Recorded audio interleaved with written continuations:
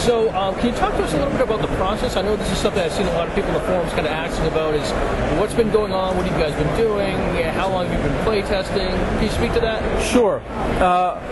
In May of 2005, James Wyatt, Rob Hainso, and I were tasked with the goal of beginning the concepting for this game. What would a new edition look like? We had a very small list of directives from Bill Slavacek, our director, and they were all related to making the game more fun, more playable, faster around the table. Can you talk about some of those directives? I mean, those are literally what they were. Okay, right? So it was kind of high-level goals of exactly. Keep this game D&D first and foremost. This has to be Dungeons and Dragons. Anybody looking at this game has to instantly say, "Of course, that's D&D. This is my game, Dungeons and Dragons. Yes. This is something new. This is my game." Right. Okay. That was always our biggest goal. But then below that were the other sort of top level goals, but nothing specific. Right. We were given free rein to essentially continually imagine new ways that D&D could accomplish the things it's done, but in ways that are more vibrant, more compelling. Let the DM and the players focus on the story rather than getting bogged down in the minutiae of rules. Believe me, there's still going to be plenty of interesting options for those of us like me who love to build their characters intricately. Right? If anything, for most characters, there will be more interesting things of those. So it's not dumbing down. You know, it's not going to make it just simple. It's not going to be. What we're focusing on, rather than overwhelming players and characters with minutia of options, we're trying to give them more interesting, exciting options. It's not going to be, well, do I want to put this one last skill point in jump or climb? We want to give players decision points that are really compelling. Which one of these cool new attack powers do I want to learn? Do I want to learn Massive Strike or Supreme Cleave? Do I want to do I want to focus my character in this way or the other way? Not, well, which skill focus feat do I take this level? Right. So that's good.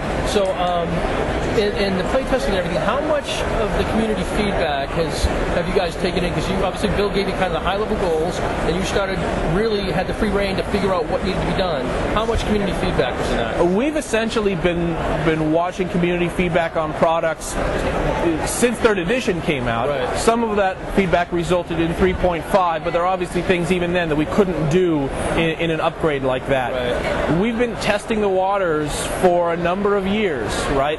Essentially the last 4 or 5 years of products have been a continual, let's try something new with D&D. Not necessarily with an eye toward maybe this will be the next edition, but just let's give some people something new. Hey, let's try this Warlock class. He never runs out of invocations and magic powers to use. That's kind of cool. Got feedback on that. Here's Book of Nine Swords, right? Is there a way for fighters to have interesting options and never go away? Here's Player's Handbook 2. So that stuff works out and has, and it's sort of a good way for you guys to see if mechanics kind of work out in play and get the community's reaction and what players like, and then say, hey, this looks like this could work in the 4th edition. Exactly. Every product we do ultimately is an experiment. Right. There's no science to knowing exactly what rulebook is going to resonate well with the fans or what's going to fall a little flat. So we're constantly trying new things. Some of them work, some of them don't.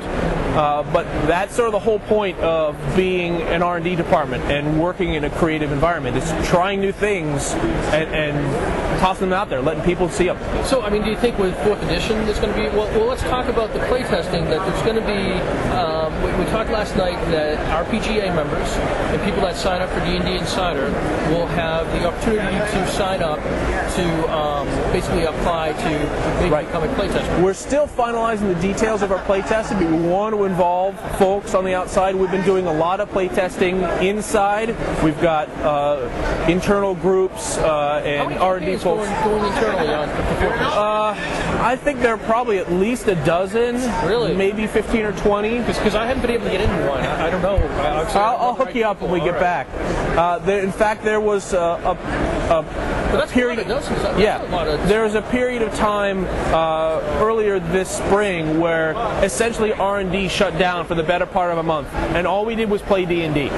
We just play tested and hammered on this system, finding the flaws, finding the strengths. Yeah, don't throw me in that briar patch, huh? That's a tough job. Yeah, exactly. We knew that we had to stress test that, right. and that was our opportunity to.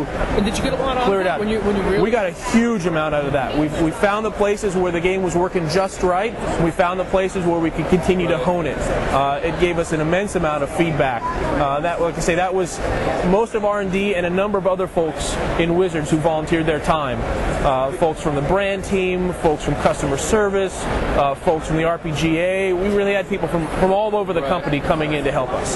So when you do go with the playtesting, and I know details are still being worked out, what's the type of information and feedback you're going to be hoping to get from the community that's involved in that? Well, obviously we love to hear good news about, yeah, this guy's fun to play. I really like the halfling. You know, your elves are finally cool, things like that. But what we really need even more than that are the places where we can continue to improve. Right. Where rules aren't as clear and clean as they could be, where they're not as fun as they could be, right. Places where the groups are stumbling or slowing down. Any place where we can make the game experience more rewarding and more compelling for players. We want folks to be eager to sit down to their game every time and be when the combat is going, we want you to be riveted to the attention on the table, not wandering off for a pretzel or going to check your email. We want everybody paying attention to what's on that table because they know at a moment's notice something might come up that they have to pay attention to. To make, right. They're going to be involved. It's not going to be 15 minutes till your next turn. It's going to be a few minutes, and we're going to be clicking around that table as fast as we can. That sounds great. Anything else you want to add before we wrap it up? Just that we're incredibly psyched. It's been so hard to keep from talking about this. I mean, Chris Perkins last night was like, finally I can talk about this stuff. I've been bursting. Some of us were literally jumping up and down last night waiting for the announcement so that we can finally share with people how unbelievably excited we are about this game. Like I say, we've been playing this around the office for a number of months. I've been slowly sliding little elements of it into my home campaign, and it's a dream. This is literally the best job in the world that I could have. I can't imagine doing anything else or being anywhere else at this time. It's the most exciting, most fun project, most challenging thing I've ever worked on. And now we're finally getting it to start showing it to people, and we're very excited. That's good. So Andy Collins, he's the manager of rules and development at Dungeons & Dragons. Andy, thanks for taking the time. You're welcome, Mike.